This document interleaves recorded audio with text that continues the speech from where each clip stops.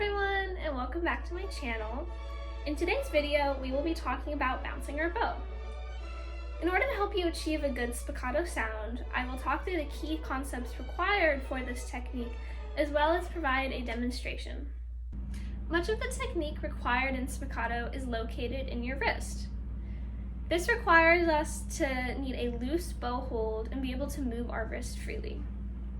So if you hold your arm up like this, you should be able to move your wrist back and forth without creating any other tension. You don't want to be using your whole shoulder and your whole arm for this. It's mainly located in your wrist and slightly in your forearm. But right now, we're going to focus on our wrist.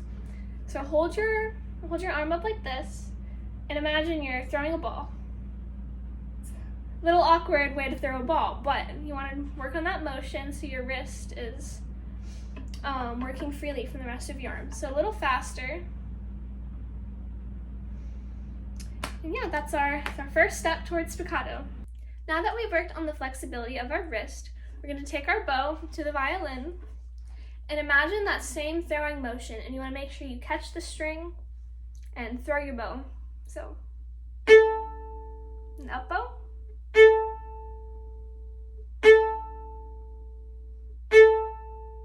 Next, we'll talk a bit about where in the bow you should be playing. So for this, feel free to experiment on all parts of the bow. So if we start at the frog, move towards the middle, now towards the tip. What feels more comfortable to you? There's a thing in the bow called the balance point, which will be slightly different on every bow, but should be generally in this area. And you want to find the sweet spot on your bow to produce the best spiccato sound, which should sound a bit like this.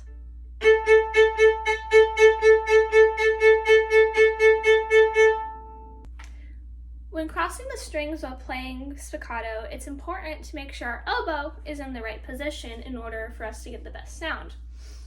So starting on the G string, we want to make sure our elbow is lifted in order to give us enough freedom and motion to play that string. Then we go to the D string, our arm slightly lowers. A string. Lastly, the E string. Now we'll play through an example together to apply what we've learned about spiccato.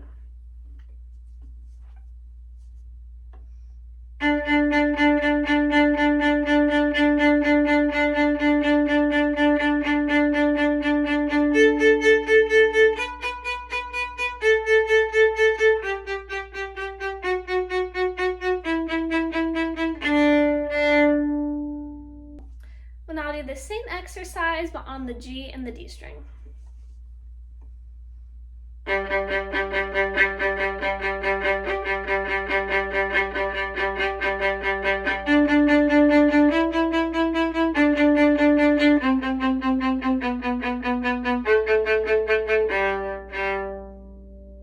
Thank you so much for joining me today. I really hope this video helps with your journey of learning spiccato.